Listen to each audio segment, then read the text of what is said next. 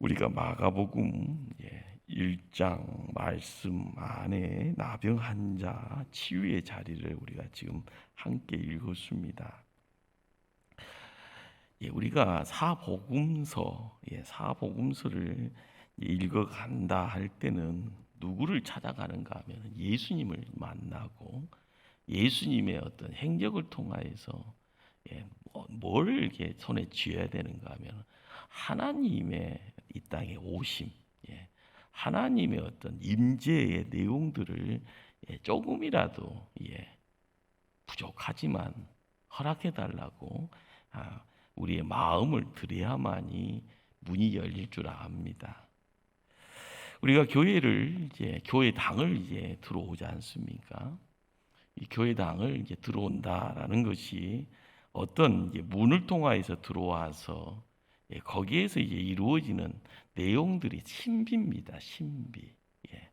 우리가 이 종교라라는 이름을 이야기를 할 때 기독교도 종교 이런 이야기를 하죠.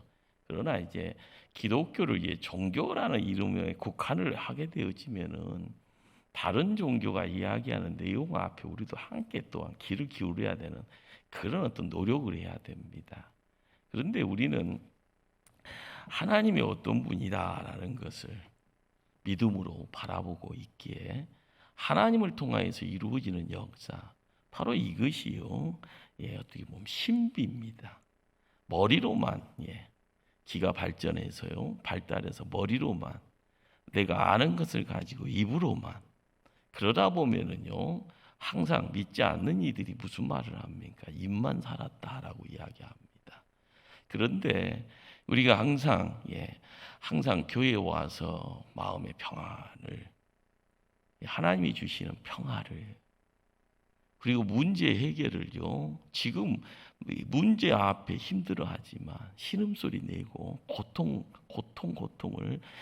호소하지만 교회만 들어오게 되었을 때, 교회에 들어왔을 때 느끼는 포근함, 나를 이렇게 누군가가 만져주신다라는 것, 그것이 바로 신비입니다.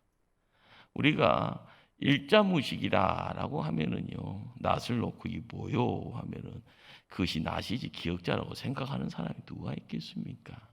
그러나 우리가 교회에 와서 근대 위에 현대에서 끊임없이 노력한 것은요, 공부라는 겁니다. 머리에다 집어넣는.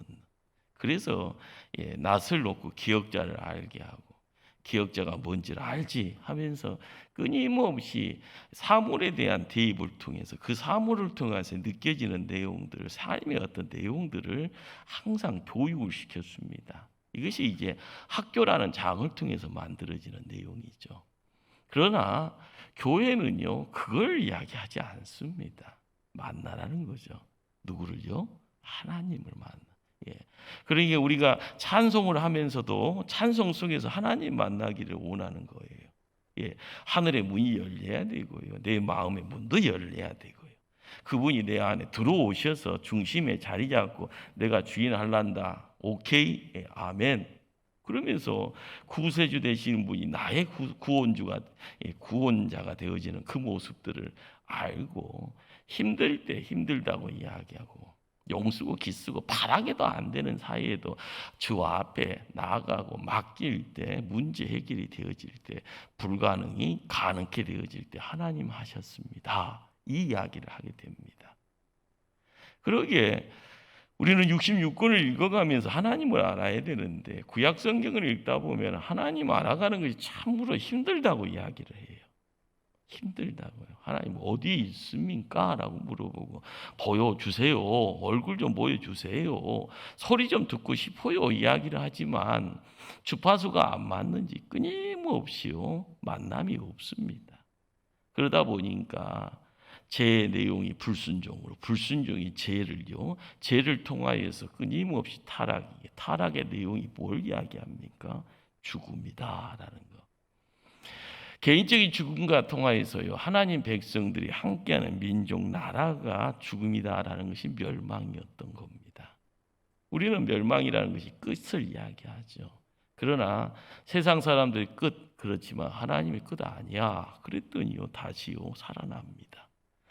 우리는 남유다의 멸망을 통하여서요 바벨론의 70년의 세월 다시 복귀하고 나서요 또다시요 죄를 범하고 나서 400년이 넘는 긴 세월을 통해서 예수님이 이 땅에 올 수밖에 없었던 이유는요 사람이 잘나서가 아닙니다. 징글징글하게요 이리저리요 우리의 모습이 바로 거기에 있습니다. 착각하지 말라는 거죠.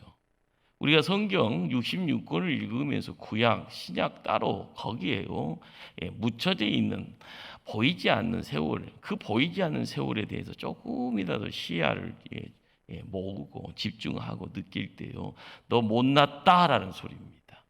인간의 어떤 추악함, 인간의 무지함, 인간의 앙고함, 인간의 못됨의 내용들이 거기 다 있는 거죠.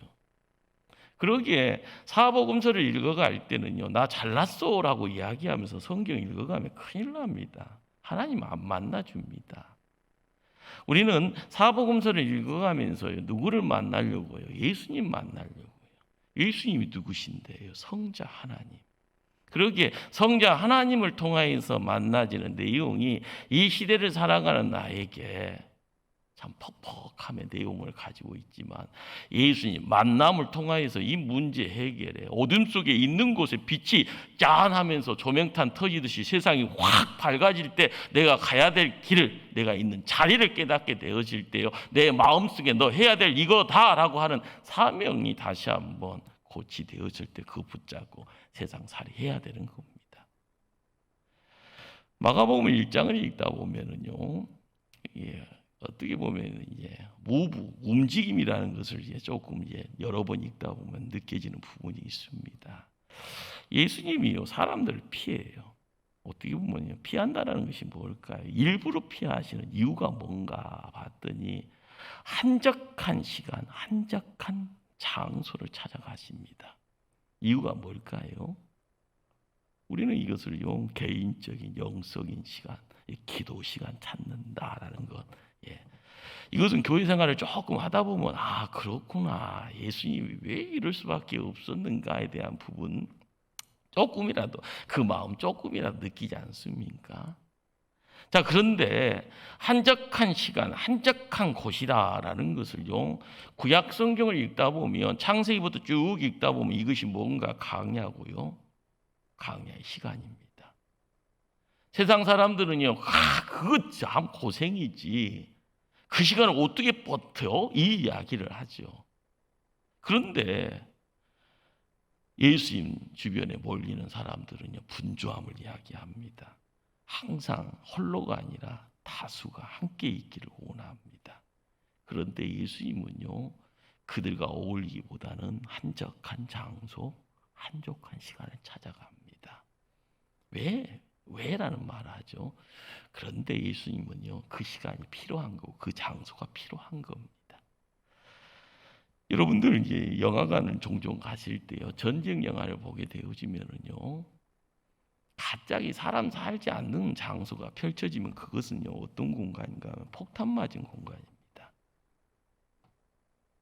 분명히 사람이 살았던 장소인데 전쟁의 어떤 흔적들이요 흔적은 있는데 사람은 사라져 버립니다. 그것을 사람들이 주인공들이 찾아 들어가죠. 그리고 나서 또 문제 해결을 하는. 우리는 코로나를 통해서 느끼는 것은요 전쟁입니다. 여러분들 전쟁이 있다 보면은요 항상 다 흩어집니다. 이유는요 살려고요. 그러나 평온의 시간, 평화의 시간이 오면 다 또 나옵니다. 신기하게요. 그러면서요 도토리 키재기하면서 너 잘났네, 나 잘났네. 너가 갖고 있는 것이 얼마냐, 나는 더 많이 갖고 있다. 또 그러면서 키재기하죠. 우리는 전쟁이라는 것이 뭘 의미하는가? 있는 것 다 뺏어가 버리고요. 함께 있는 그 공간에 홀로 있는 쪽으로 몰아가 버리고요. 그러게 우리의 시야 속에서요 좋은 것이 어디가 좋은 건가에 대한 분별이 없는 겁니다. 사람들이 몰려가니까 그것에 좋은 것이 있고 거기에 돈이 몰려 있으니까 나 돈 좋아하니까 빨리 가야지 하면서요 누가 쫓아오면 딴 데 가라고 나 혼자만 가려고 합니다. 그런데 재밌는 것은 예수님은 이 땅에 오셔서요, 사람들과 함께 하기를 원하는 것이 목적이고 사람들을 살리는 것이 목적인데, 이해가 안 되는 것은 왜 한적한 시간을 찾아가는 건지, 한적한 장소를 찾아가는 건지, 이것은요, 누구에게 보이고자 하는 내용이 있는 겁니다. 의도성이 있다라는 겁니다. 그러기에 우리가 예수님이 의도성을 드러내고 있는 그 상황 속에서 깨달아야 될 내용들이 뭔가. 누군가가 분주합니다. 누군가가 열심히 내고 땀 흘립니다. 그런데 그것이요, 자기 욕망이고 자기 피로 채우기 위함이다. 시작은 장대한 것처럼 보이는데 그것이 자기 것의 욕망과 피로의 내용이 있을 때 지나고 끝은 뭐가 있는가? 큰일 난다라는 거죠. 항상 하나님을 만난다라는 그 자리에 믿음의 성도들이 행해야 될 내용들이 뭔가. 오늘 이제 읽은 40절 말씀을 한번 찾아가 함께 합독합니다. 40절이요. 한 나병 환자가 예수께 와서 꿇어 엎드려 간구하여 이르되 오나시면 저를 깨끗하게 하실 수 있나이다. 한 사람이 예수님 만나고자 했고요. 예수님 만나자마자 무릎 꿇습니다. 그런데 이제 나병이라라는 말은 이전에 이제 개정 이전에는 이제 보통 옛날 분들은 이제 문둥병이라는 단어를 썼고 요즘은 한센병이라는 그런 단어를 쓰고요. 그래서 이제 개정에서 나병이라는 말을 쓰는데 한국 땅에서 요수 이제 소록도 예양원을 이제 자주 생각하죠. 재밌는 것은요, 한국에만 있는 것이 아니라 전 세계적으로 지금도 나병 환자가 1,000,000명 정도 된다라고 이렇게 추정을 하고 있다고 합니다. 보이지 않게 고통받는 이들이 많죠. 그런데 이 병의 특징이 뭡니까? 신경세포가 파괴되어진 가운데 무감각해진다는 거죠. 그러니까 무감각증이 어떻게 보면 이 병의 대표적인 증세입니다. 그런데 이제 이 내용이 구약에서도 레위기에서도 끊임없이 이야기하고 예수님이 이 땅에 오셔서 이 나병 환자들을 자주 이렇게 등장을 시키면서 우리에게 뭔가를 끊임없이 메시지를 주려고 하죠. 근데 이제 이 병이 가지고 있는 내용이 영적으로 찾아 들어가게 되었을 때요, 시사하는 바가 크다라는 거죠. 무슨 이야기인가요? 바로 하나님과의 관계가 끊어졌을 때 분명히 영적으로 죽음 상태인 줄 알아야 되는데 자기는 죽은 줄도 모르고요. 죽은지도 모르고 흥청망청 자기 마음껏 하고자 하는 대로 움직이가는 그런 모습들. 여러분들은 이제 어디 보면 이것이 뭐 요즘식으로 이야기하면은 뭐 드라마 가끔 가면 서울역이니 부산역 같은데 나면은 막 이상하면서 콩콩콩. 옛날에는 뭐 그 홍콩 영화 같은 거 보면 콩콩콩콩 뛰어다니는 것처럼 변했던 그런 어떤 모습들이 요즘은 이제 막 영화나 드라마에서 등장하는 것을 보게 되면은요, 우리가 이제 점점 먼 것이 가까이 찾아오는 겁니다. 그리고 이 먼 것에서 가까이 찾아오는 가운데 이 영적인 것이 너무 빈번하게 드러나면 세상살이가요, 눈에 보여지는 것 안에서도 그대로 사람의 세상이 아니라 동물의 세상, 하나님과의 관계가 끊겨 있는 그런 어떤 정말 무자비한 세상으로 우리가 어떻게 보면 내팽개칠 수 있다라는 그런 어떤 경고의 내용들 우리가 좀 알아야 되죠. 코로나도 마찬가지입니다. 여러분들 코로나와 더불어서 환경의 어떤 끊임없는 내용들이요, 이 지구의 환경의 벽이 딱 끊어지자마자 찾아오는 것이요, 이 한반도의 봄, 여름, 가을, 겨울이라는 계절의 감각을요 느끼기보다는 하면서요 당황스러운 일들이 많고요.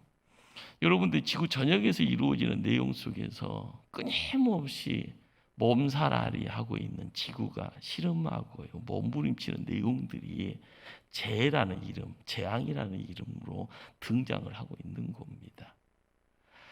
우리가 살고 있는 이 땅에 가까이 안 오니까 괜찮겠거니. 그러나 시간 지나면은요, 우리가 살고 있는 이 공기라는 걸 통해서 코로나가 찾아오는 내용들이 얼마나 심각합니까? 이 심각한 것이 우리는요, 참 말 잘 듣습니다. 마스크 쓰라고 하면 쓰고, 나가지 말라면 나가지 않고, 모이지 말라고 하면 안 모이고. 지금 전 세계 다른 나라는요, 그런 소리 하면 네가 뭔데 하면서요, 데모하고 막 난리칩니다. 근데 이것이요, 무감각한 거예요.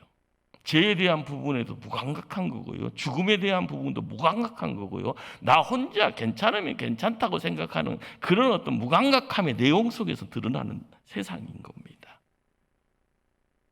이것이 성경을 통하여서 던져지는 메시지인데, 이 메시지를요, 눈은 있지만 보면서 느끼지 못한다고 하면 여러분 어떻게 되겠습니까? 느껴야 되는데 느끼지 못하고 있으면 어떻게 되냐? 이 예수님 앞에 이 나병 환자가 꿇어 엎드려옵니다. 이 간격을 보면서요, 두 가지 부분이 조금 질문이 되어지는 것이 있습니다. 그 당시 사회 통념이 뭔가 하면은, 율법을 손에 쥐고 있는 유대인들은요, 어떻게 보면 밖에 나병 환자들을 어떻게 보면은 할보할 수 없게 만들었을 텐데 왜 이렇게 돌아다녔을까라는 거. 그리고 두 번째는, 왜 이 사람이 예수님 앞에서 덜커덕 무릎 꿇고 무슨 말을 합니까? 깨끗하게 해줄 수 있습니까? 라고 묻고 있습니다. 그런데 이런 믿음이 어떻게 해서 생겼을까? 처음부터 신앙의 가정에서 성장을 해서 이런가? 이런 어떤 여러 생각들을 할 수 있을 겁니다. 중요한 것은요, 레위기 13장을 읽다 보면 거기에는 나병 환자에 대한 이야기들이 있죠. 그리고 나병이 발병을 했을 때 의심의 어떤 눈초리가 주변에서 있게 되어지면은요, 제일 먼저 누구에게? 제사장 앞으로 데려가서 진단을 받게 합니다. 그 당시에도 어떻게 보면 요즘에 이야기하는 의사가 없었죠. 그러나 의사의 역할 누가 했습니까? 제사장이 했고요.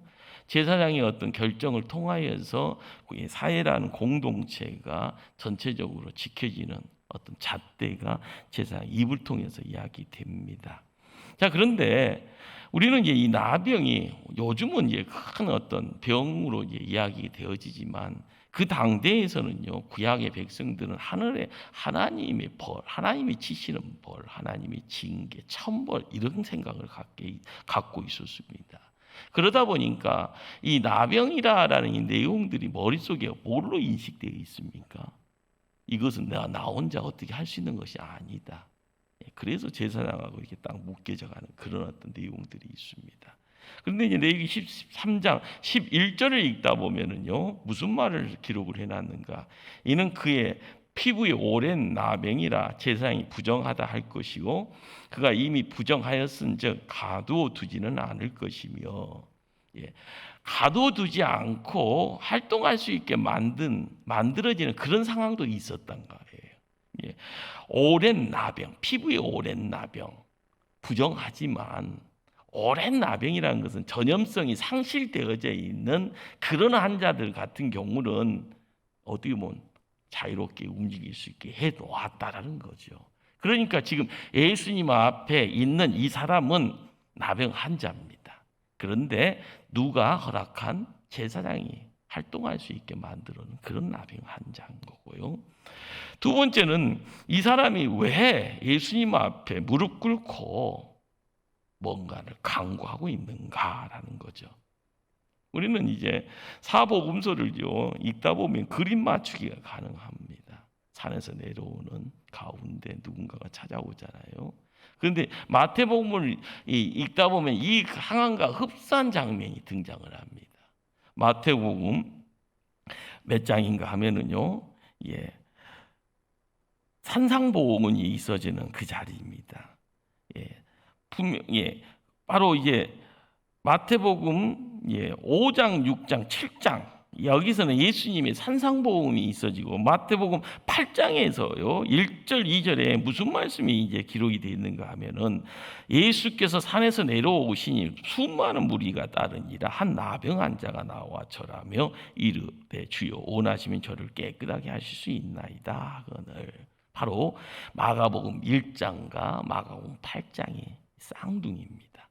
자, 그러니까 예수님이 산에 올라서 하나님 백성들에게 하나님 나라의 비밀, 천국의 비밀들요, 어떻게 보면은 엄마가 아이에게 맛있는 음식 만들어서 이제 잘 먹인 것처럼 마태복음 5장, 6장, 7장의 산상보훈의 내용들이 하나님의 음식에 대해서 함께 어울려진 거죠. 조곤조곤 하나씩 하나씩 풀어주는 그 말씀. 그러는 가운데 그 무리 중에 한 사람, 이 사람이 은혜를 받은 겁니다. 우리가 이제 믿음 생활을 하면서요, 믿음이라는 것이 어떻게 생기는가? 들으면서 생깁니다.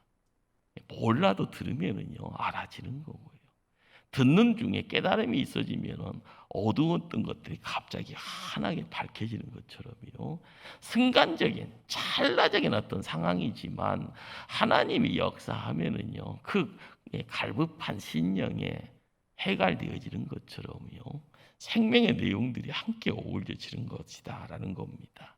자, 그런데 이 나병 환자는 몸에 뭘 갖고 있습니까? 처형이라는, 하늘이 내리는 형벌이라는 이 병을 갖고 있는 자. 그러다 보니까 일반적인 사람들보다는 더 갈급함이 있었겠다 이런 생각을 하고요. 남들이 평범한 시간들을 보냈을 때도 이 나병 환자는 끊임없는 시간의 어떤 옥죄의 내용, 시간에요. 어떻게 보면 몸이 건조한 것처럼 보이지만 시간이 고통의 연장처럼 보이는. 그런데 그런 와중에 예수님의 입술을 통하여서 이야기되어지는 산상보훈, 바로 하나님 나라의 비밀. 이것은 어떻게 보면 천둥소리처럼 들렸을 거고요. 자기를 옥죄했던 모든 것들이 하나씩 끊어지는 듯한 어떤 느낌들. 그러면서 이 안에서 화상폭발이 이루어지는 것처럼요, 펑펑 터지는 이 내용들이요, 다 끝나고 내려가는 하산의 길에 헐레벌떡 뛰어갈 수밖에 없는 겁니다. 누구의 앞으로요? 예수님 앞으로. 당신밖에 없습니다. 당신이 그리스도시군요. 당신이 나의 구세주시군요. 그러면서 무릎 꿇을 수밖에 없다는 것. 그러면서 입술로 무슨 말을 합니까? 내가 원하노니 원하시면 저를 깨끗하게 하실 수 있나이다. 당신만이 나를 깨끗하게 할 수 있나이다. 여기서 깨끗하게 한다라는 말은요, 우리가 일반적으로 생각했을 때는 치료를 뜻하지는 않습니다. 이 말은 종교적인 용어예요. 이 환자는 지금 예수 그리스도를요, 산상에 올라서 산에서 말씀을 듣는 중에 이 양반이 나를 깨끗하게 고친다 안 고친다 이 내용보다는 먼저 듣는 감정이 어떤 감정일까요? 자기의 마음속에 폭탄이 계속 터지는 겁니다. 이 폭탄이 터지는 가운데 자기를요 이리저리 못하게 했던, 얼싹달싹하게 못하게 했던, 자기를요 위로보다는 아래로 밑으로 끌어집어 당겼던 그런 어떤 어둠의 손길들, 이 손길들이요 끊어지는 그런 듯한 그런 감정들, 영적인 문제입니다. 이 영적인 문제를 가지고 예수님 앞에 뛰어옵니다. 다른 사람처럼요 자기가 세상적인 필요나 욕망 가지고 예수님 앞에 나왔던 것 아닌 겁니다. 그건 단지 무슨 말을 합니까? 원하시면 저를 깨끗하게 하실 수 있나이다. 그런데 재밌는 것은요, 그 다음 41절 말씀을 한번 찾아가십니다. 41절 말씀을 합독합니다. 예수께서 불쌍히 여기사 손을 내밀어 그에게 대시며 이르시되 내가 원하노니 깨끗함을 받으라 하시니. 예수님이 여기서요 고침 받으라라는 어떤 의사가 할 수 있는 용어가 아니라 깨끗함을 받으라라는 이것이 무슨 용어인가 하면 종교적인 언어입니다. 예. 왜 이런 말들이 드러나는가? 이건 살피지 아니하면은요 눈에 들어오지 않는 그런 내용입니다. 나병 환자가 가지고 온 문제가 뭡니까? 나병이라는 이 병에 대한 내용, 그것을요 해결하고자 하는 것이 아니라 그걸 통하여서 몸에 덕지덕지 쌓아졌던 그런 적체물들, 감정적인 내용들, 일순간에 자기는 다 포기한 겁니다. 누군가가 해결할 수 없기에요.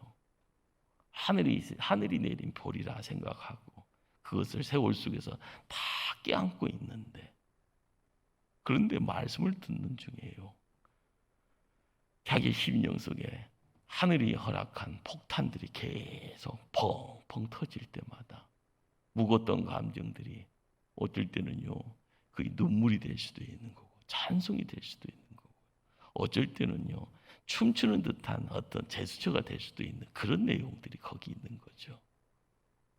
자, 그런데 여기서 우리가 꼭 짚고 넘어가야 될 내용이 있습니다.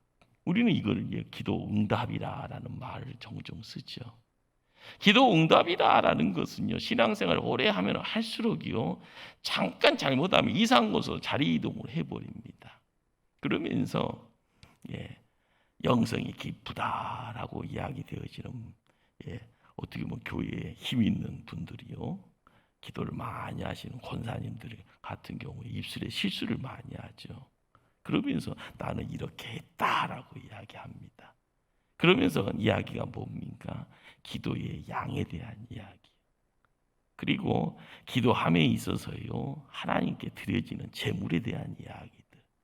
그것이 차이거든요. 그러면서 어떻게 보면 기도의 양이나 하나님께 드리는 제물의 내용들이 까딱 잘못하면은요 우리가 알고 있는 기독교를 이상한 타락한 종교로 또다시 이렇게 만들 수 있는, 그래서 요즘 지탄받는 내용들이 다 거기서 나오는 겁니다. 기도 많이 하다 보니까 내가 하나님처럼요 처세하고요 뭐 하면서요 시킵니다. 하나님이 직접 이야기하는 것처럼 이야기합니다. 우리가 이런 내용들이 예수님이 오셔서 바리새인이라고 이야기했던 내용에 같은 값입니다. 잘못되어지는 생각, 잘못되어지는 행동, 이것이 율법적 생각, 사고, 율법적 행동, 그것이요 전통이라는 이름 속에서요 이것이 맞아라고 이야기하면 잘못된 것이요 진리라고 착각하고 끝까지 가는 겁니다. 목숨 걸고 가는 겁니다. 세상 밖에도요 이것은 변치 않을 거라고 이야기하면서 용쓰고 기쓰고 발악하면서 갑니다. 자유함이 없습니다. 41절 다시 한번 가보세요. 예수께서 불쌍히 여기사 손을 내밀어 그에게 대시며, 이것이 이제 컨택이라고 하죠. 접촉이라고 합니다. 이렇게 딱 접촉되는 천지창조 속에 만남이라는 내용들이 새로운 세상을 만드는 것처럼요. 말씀을 듣고요 마음에 하늘에 폭탄 맞고 뛰어와서요 막 누구 앞으로 뛰어옵니까? 예수님 앞으로 뛰어오는 겁니다. 예수님 앞에 나가야만 일어나는 역사가 거기 있는 거예요. 그리고 예수님 마음이 열릴 때만이 허락되어지는 응답이 있고 해결이 있는 겁니다. 우리가 이걸 놓치면 안 되죠. 하나님의 긍휼과 하나님의 자비라는 것은요 내가 기도 많이 해서 되는 것 아니고요 내가 제물 많이 드려서 되는 것이 아닙니다. 하나님은 보시죠. 그러나 그것 때문이 아니라는 거예요. 착각하지 말라는 거죠. 순수함이라는 것이 뭘까요? 깨끗함이라는 것이 뭘까요? 하나님이 보시는데요. 우리는 이제 코로나를 통해서요 코로나 이후의 세상이 어떻게 될까라고 이야기되어진 많은 고민을 하고 생각을 합니다. 우리가 이제 이곳을 바라보면서 왜 이 자리를 이전에 있었던 분들이 왜 모습을 안 보이나라고 이야기하면서요 뭐라 하면 안 될 겁니다. 그러지만 우리가 봐야 될 것은요 하나님의 영이 이곳에 충만함을 사모해야 될 겁니다. 자리를 쳐다보고 있으면 사람이 떠오르는 것, 그러나 우리가 봐야 될 것은 영적으로 이 공간에 하나님의 영이 충만할 때 나도 충만히 하나님의 선물을 가지고요 세상살이 한다. 그리고 하나님 뒤를 쫓는다. 예수 제자임을 고백하면서 남들에게 손이 되고 발이 되어지면서 그들을 이끄는 자 되겠다. 우리가 놓치지 말아야 될 것이 뭘까요? 시간적으로요 타임을 확 돌리면은요 순간적으로 과거로 훅 넘어갈 수가 있을 겁니다.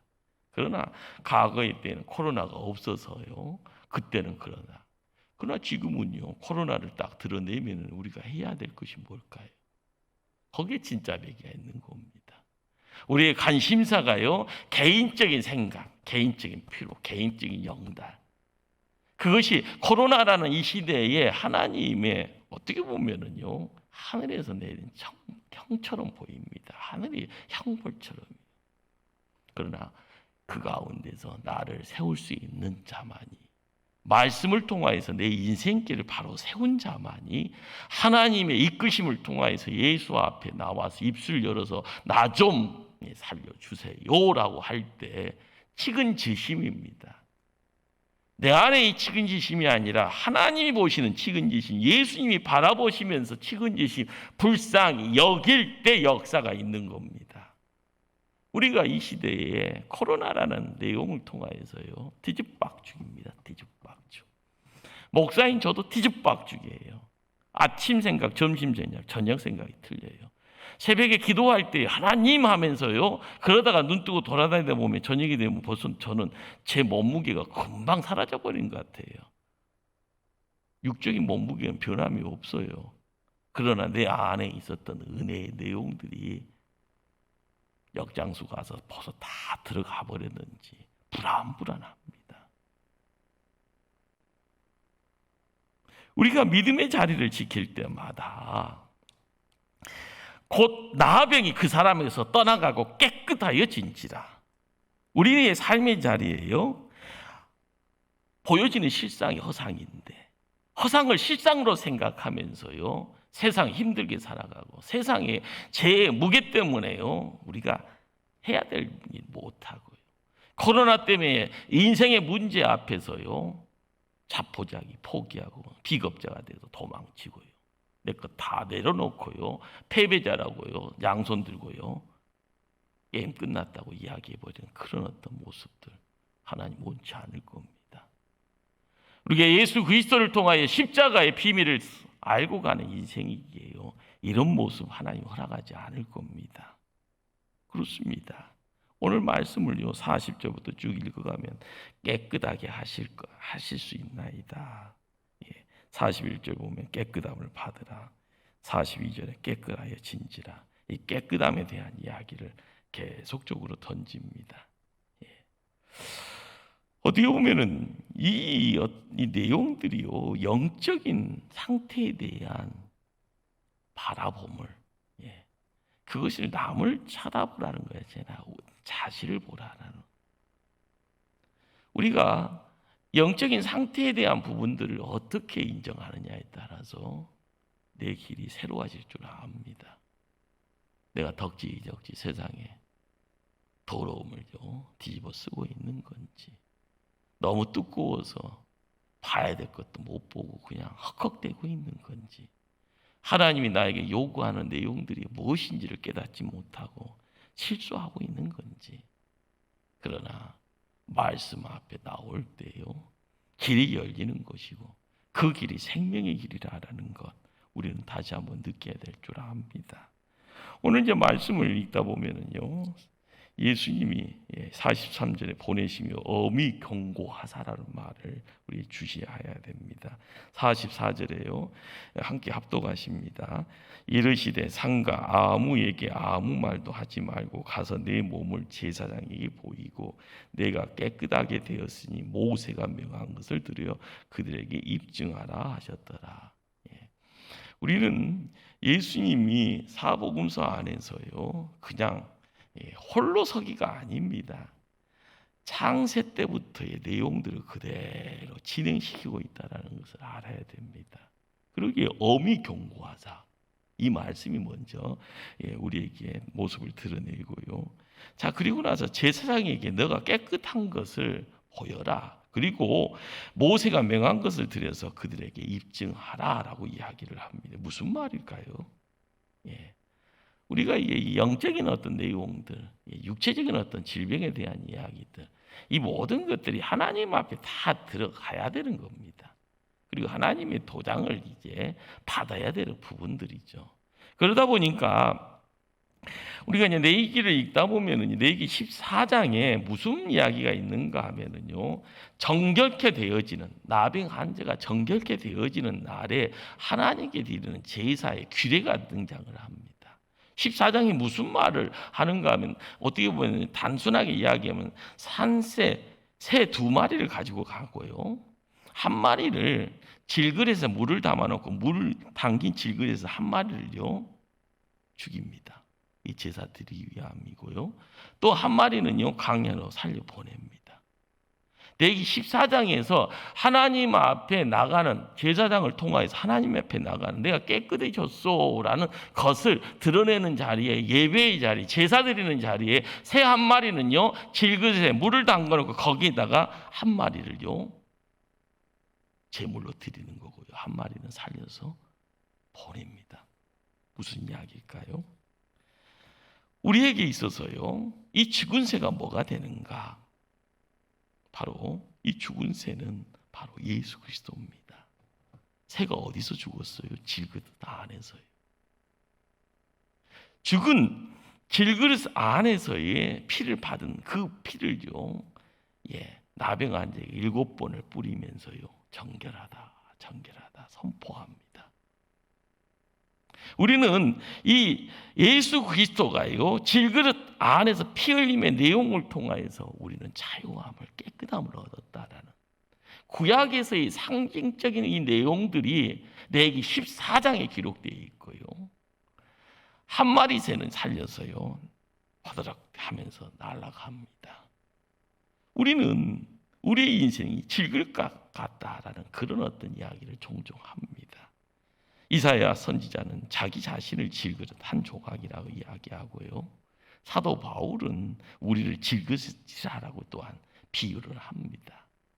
우리가 구약 성경을 읽어가고 신약 성경을 읽어가는 가운데에서 복음서에서 모습을 드러낸 예수 그리스도, 하나님을 바라보면서 느껴야 될 내용들, 오늘은 나병 환자를 통해서 예수님이 찾아가시고요, 달려온 나병 환자를요 깨끗하게 치유시키는 그 자리에서 우리의 삶 속에 다른 이들에게 그 모습을 드러내기를 원하고 계십니다. 누군가의 죽음을 통하여서 또 누군가는 살아서 하늘을 자유롭게 날고 있는 그런 모습들, 우리는 자유를 얻는 한 마리의 새가 누군가, 바로 이 시대를 살아가는 우리다라는 것을 알아야 됩니다. 예수 그리스도의 죽음으로 자유함을 얻는다라는 것, 이것은 끊임없이요 창세기를 열고 우리에게 허락하신 하나님의 복의 시작을 통하여서 이 땅에 복덩어리에서 세상을 살아가면서 복을 상실했을 때마다 끊임없이 우리의 인생을 어떻게 바꿀 것인가, 바로 그리스도 안에서 모든 문제를 해결해야 됨을 깨닫게 하기를 원하시는 겁니다. 시간이 다 됐습니다. 우리가 알아야 될 내용들이 뭘까? 시편 84편에 이런 말씀을 기록합니다. 이 말씀만 읽고 정리를 합니다. 만군의 여호와여, 주의 장막이 어찌 그리 사랑스러운지요. 내 영혼이 여호와의 궁정을 사모하여 새약하며 내 마음과 육체가 살아계신 하나님께 부르짖나이다. 나의 왕, 나의 하나님, 만군의 여호와여, 주의 제단에서 참새도 제 집을 얻고 제비도 새끼들 보금자리를 얻었나이다. 처절한 아픔 가운데요 주의 장막을 사모하고 노래하는 시인이 있습니다. 참새도 제 집을 얻었다라고 이야기를 하죠.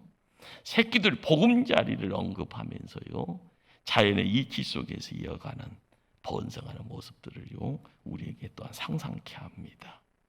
참새의 집, 보금자리. 우리는 이 보금자리를 어디서 얻었는가? 시인은 무슨 말을 하는가 봤더니요 주의 제단에서 얻었소라고 고백합니다. 제단이라는 것이 어떤 것인가요? 누군가가 드려지는 자리입니다. 희생의 제물로 죽어가는 자리가 제단입니다. 우리가 예배라는 이 공간을요, 제단 앞에 서야지 맞는 하나님의 백성들이 모여있는 공간, 우리가 바로 제단을 사모하고 있는 겁니다. 매일매일 코로나를 통하여 위기 상황, 코로나를 통하여 위협당하는 우리의 삶의 모습들, 거기에요 넘어지는 자가 아니라 길을 열어야 됩니다. 제단을 통하여서요.